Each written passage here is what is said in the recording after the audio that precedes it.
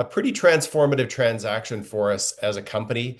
We have a great portfolio of projects, and really we've been searching for the right partner to help unlock some of that value and allow us to move all of these projects forward and hopefully more projects. Revolve Renewable Power is a developer of solar, wind, hydro, and battery power projects in the US, Canada, and Mexico. CEO Myke Clark is here to discuss the recently announced $40 million US financing package announced with Callaway Capital. I'm Martin Gagel with Market Radius Research. Please remember, this is neither a recommendation nor investment advice. We're here to learn about the company. Myke, welcome and congratulations. A big deal you got done there. Yeah, thanks a lot, Martin. Appreciate it. Why don't I just run over some of the initial details, then we can sort of dig into it. It was a pretty exciting day for us. Last week, we actually closed the financing that we announced a couple of weeks ago. And as you mentioned, it's a $40 million convertible loan is the structure. And it's basically split into two different tranches, two $20 million tranches. The first one, $20 million convertible at 28 cents, so a really nice premium to where we're trading right now. The second at 40 cents. So again, significant premium.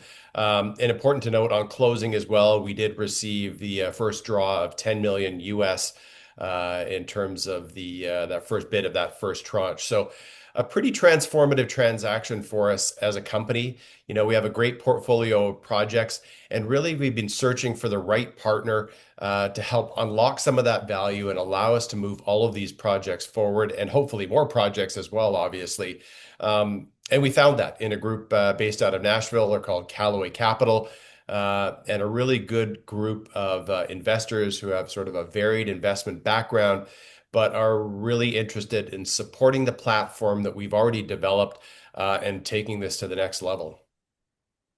All right. That $40 million US of capital really gives you flexibility. I would a great way to put it. I think where it allows you to accelerate projects that you're currently working on, gives you firepower to acquire new projects or endeavor onto new projects. Talk about what should we as investors expect from Revolve now that you've got sort of cash in your pocket, so to speak?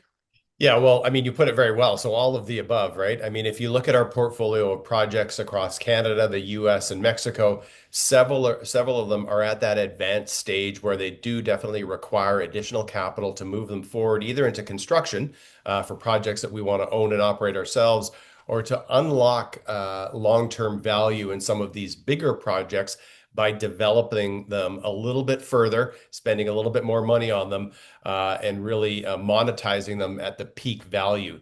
And that's what we're able to do now. So yes, this capital will help us to accelerate that sort of 3 gigawatt portfolio of projects, including the Mexico wind projects that we can touch on in terms of some of the developments there. It also allows us to take advantage of some opportunities, selective acquisitions. We've acquired projects in the past, both operating and development portfolios. And there's some real opportunities now, particularly in the United States, for late stage, early stage development portfolios and operating assets that really fit within our sweet spot.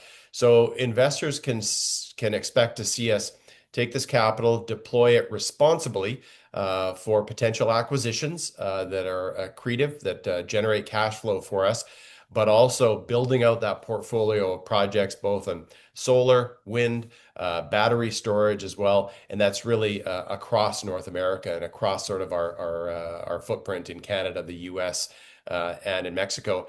Really, a lot of the stuff that we've been talking about, we've been forced to allocate bits of capital here, bits of capital there.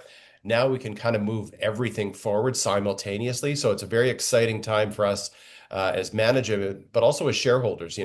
This unlocks a lot of the value in the portfolio and allows us to do pretty much everything we want to do, obviously within reason. We want to make sure that we're deploying that capital responsibly and also acquiring projects that are accretive to our bottom line.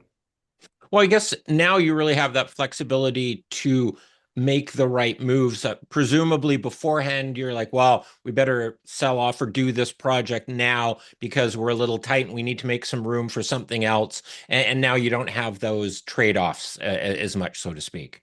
Yeah, definitely. I would say that, our model hasn't changed. One of the things I think that attracted us to Callaway was the sort of hybrid model that we have of developing certain projects to develop, own, and operate, and then certain projects to develop and sell. And so for the very large projects, we still have that same model in place. So we will be looking to monetize those 1, 2, 3, 400 megawatt projects that we're developing, at least for the time being, while being able to also move those smaller projects into construction and operate in operation and generate that long-term recurring revenue.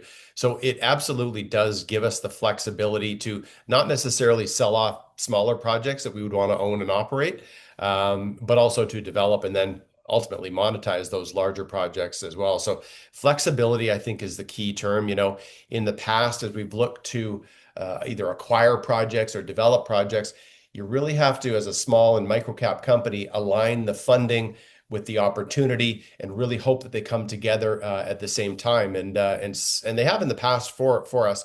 But what this allows us to do is just accelerate that timetable. All right.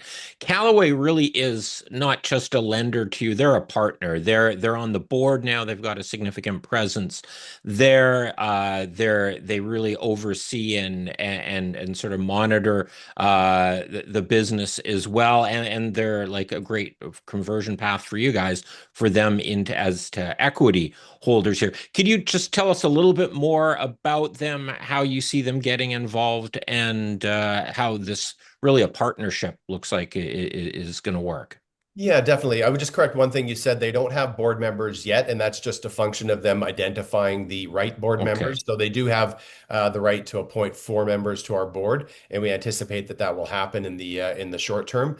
One of the things we really like is that they like the renewable energy space. They see this, meaning Revolve, as a great platform, and they want to support everything that we're doing already. So they're not going to come in here. They don't want to come in and just change the business model. They want to come in and support it and really give us the gas that we need, the fuel that we need to accelerate that model.